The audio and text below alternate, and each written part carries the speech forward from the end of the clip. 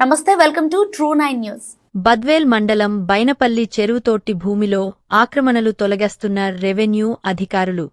YCP నాయకుడు శ్రీకాంత్ రెడ్డి నిర్మించిన guest హౌస్ను కూల్చివేసిన అధికారులు. అడ్డుకున్న వారికి సీరియస్ వార్నింగ్ ఇచ్చిన పోలీసులు.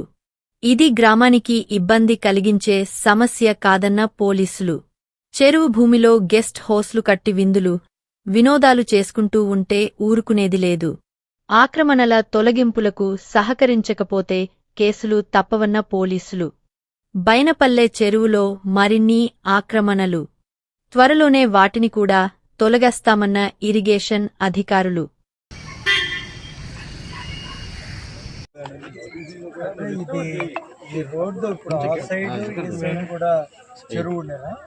అంటే మధ్యలో రోడ్డు పడింది. అది కాదు,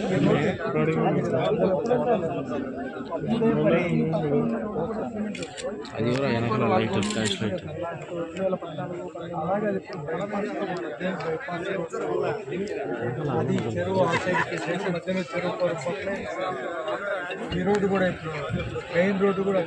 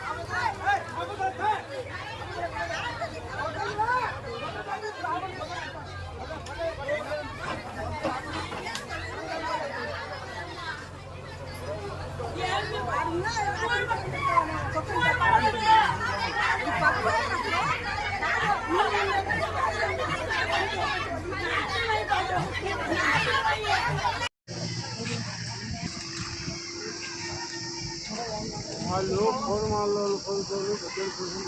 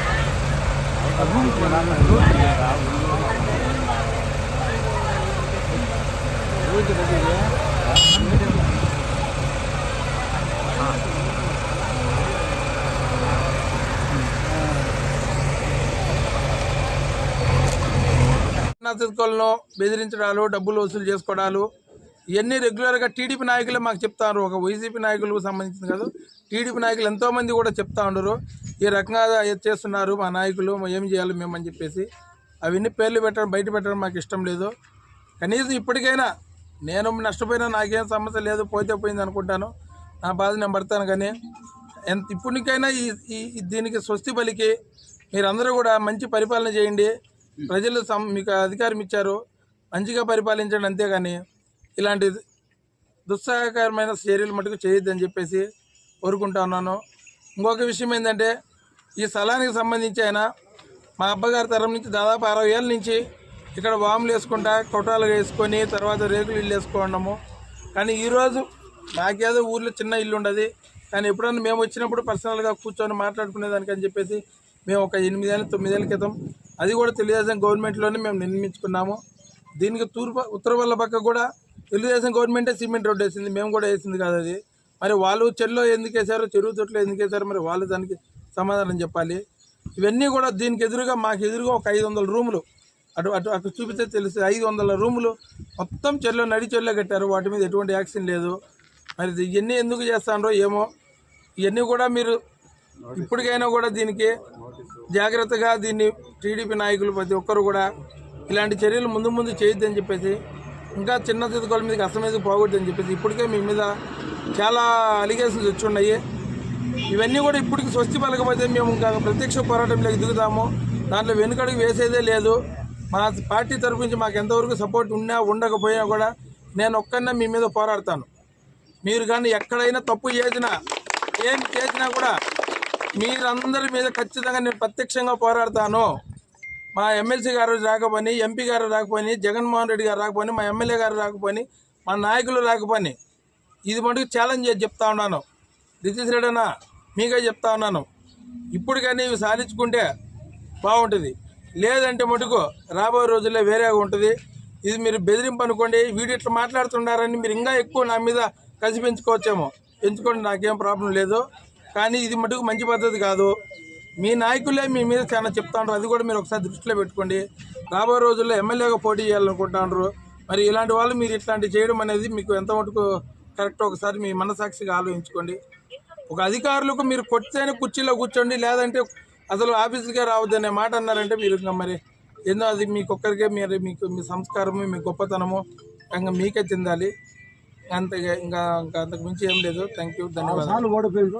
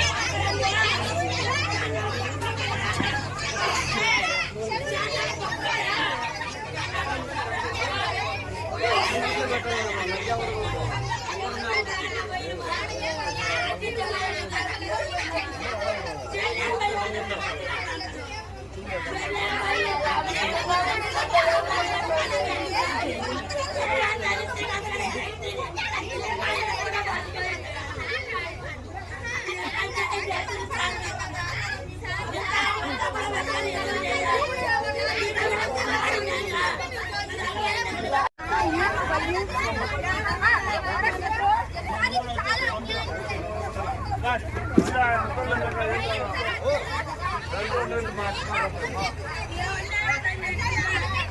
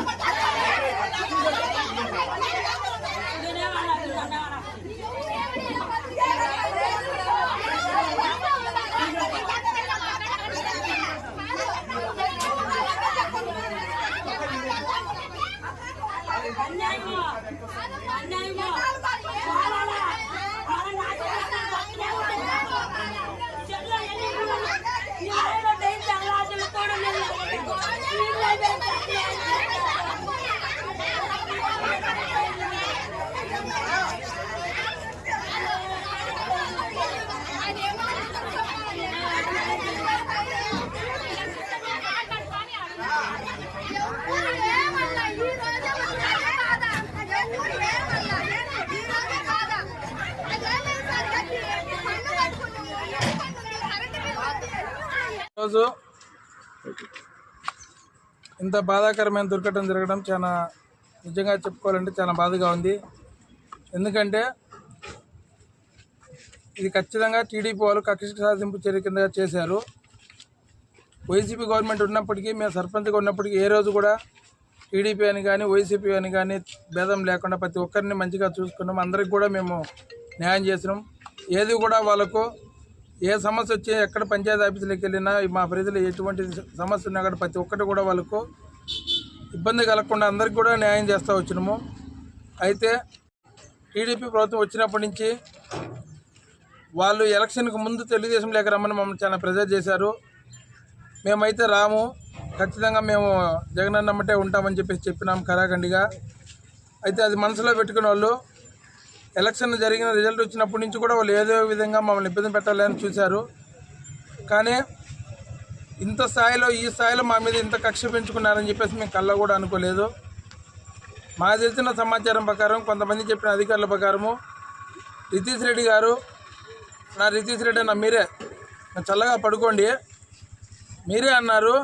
అధికారికి ఫోన్ చేసి మీరు రూము పగలు కొడితే కుర్చీలో కూర్చోవనండి అధికారంగా, లేదంటే మీరు కుర్చీలో కూర్చోకుండా రేపు నుంచి ఉద్యోగాలు మానేసుకోండి, ఇళ్ళల్లో కూర్చోండి అని చెప్పేసి అంత గట్టిగా చెప్పినారు. మరి అంత గట్టిగా చెప్పడానికి కారణం ఏంటో మాకైతే తెలియదు. మేము ఏ రోజు కూడా మీ పార్టీ వాళ్ళకి కానీ మీ పార్టీకి సంబంధించిన నాయకులకు కానీ సామాన్య ప్రజలకు కానీ ఎవరికి కూడా ఇబ్బంది పెట్టలేదు, పెట్టము కూడా. మాకు అలాంటి ఉద్దేశాలు కూడా లేవు.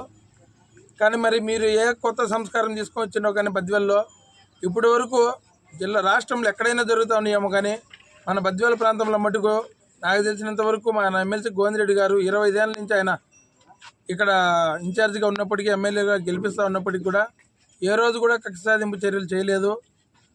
వైసీపీ నాయకులే కూడా తిడుతూ ఉంటారు గోవిందరెడ్డి సార్ను. వాస్తవంగా చెప్పాలంటే ఏంది సార్ మీరు అందరూ మా అంతా ఒకేలాగా ఉండాలి, సమన్వయం చేయాలమ్మా, మీరు ఇట్లా మాట్లాడద్దు అట్లా మాట్లాడద్దు అని అంటారు. అది కూడా గోవిందరెడ్డి సార్ మీద వైసీపీ నాయకులు ఒకంత కోపం ఉన్నప్పటికీ కూడా ఆయన ఏవి కూడా ఈ లెక్కలే పెట్టుకోకుండా అతని సంస్కారాన్ని అతను నిలబెట్టుకున్నారు. కానీ టీడీపీ నాయకులు ఎందుకో తెలియదు కానీ వాళ్ళు కుసంస్కారాన్ని మట్టుకు వెళ్ళబుచ్చుతున్నారు. అధికారం వచ్చినప్పటి నుంచి వాళ్ళు ఒకటే పని మీద పడ్డారు.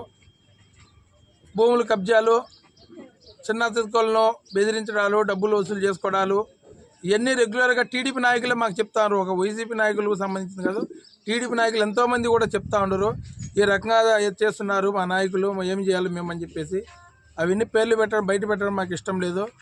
కనీసం ఇప్పటికైనా నేను నష్టపోయినా నాకేం సమస్య లేదు, పోతే పోయింది అనుకుంటాను, నా బాధ నేను పడతాను. కానీ ఇప్పటికైనా ఈ దీనికి స్వస్తి పలికి మీరందరూ కూడా మంచి పరిపాలన చేయండి. ప్రజలు మీకు అధికారం ఇచ్చారు, మంచిగా పరిపాలించండి. అంతేగాని ఇలాంటి దుస్సాహకరమైన చర్యలు మటుకు చేయొద్దని చెప్పేసి కోరుకుంటా ఉన్నాను.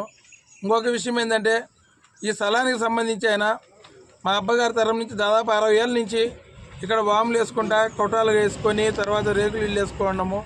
కానీ ఈరోజు నాకేదో ఊర్లో చిన్న ఇల్లు ఉండదు, కానీ ఎప్పుడన్నా మేము వచ్చినప్పుడు పర్సనల్గా కూర్చొని మాట్లాడుకునేదానికి అని చెప్పేసి మేము ఒక 8 ఏళ్ళు 9 ఏళ్ళ క్రితం అది కూడా తెలుగుదేశం గవర్నమెంట్లోనే మేము నిర్మించుకున్నాము. దీనికి ఉత్తర వల్ల పక్క కూడా తెలుగుదేశం గవర్నమెంటే సిమెంట్ రోడ్డు వేసింది, మేము కూడా వేసింది కాదు అది. మరి వాళ్ళు చెల్లో ఎందుకు వేశారో, చెరువు తొట్లో ఎందుకు వేశారో మరి వాళ్ళు దానికి సమాధానం చెప్పాలి. ఇవన్నీ కూడా దీనికి ఎదురుగా మాకు ఎదురుగా ఒక 500 రూములు అటు చూపిస్తే తెలుస్తుంది. 500 రూములు మొత్తం చెల్లో నడి చెల్లో కట్టారు, వాటి మీద ఎటువంటి యాక్షన్ లేదు. మరి ఇవన్నీ ఎందుకు చేస్తారో ఏమో. ఇవన్నీ కూడా మీరు ఇప్పటికైనా కూడా దీనికి జాగ్రత్తగా దీన్ని టీడీపీ నాయకులు ప్రతి ఒక్కరు కూడా ఇలాంటి చర్యలు ముందు ముందు చేయొద్దని చెప్పేసి, ఇంకా చిన్న చితకోల మీదకి అసలు మీద పోగొద్దని చెప్పేసి ఇప్పటికే మీ మీద చాలా అలిగేషన్స్ వచ్చి ఉన్నాయి. ఇవన్నీ కూడా ఇప్పటికి స్వస్తి పలకపోతే మేము ఇంకా ప్రత్యక్ష పోరాటంలోకి దిగుతాము. దాంట్లో వెనుకడుగు వేసేదే లేదు. మా పార్టీ తరఫు నుంచి మాకు ఎంతవరకు సపోర్ట్ ఉన్నా ఉండకపోయినా కూడా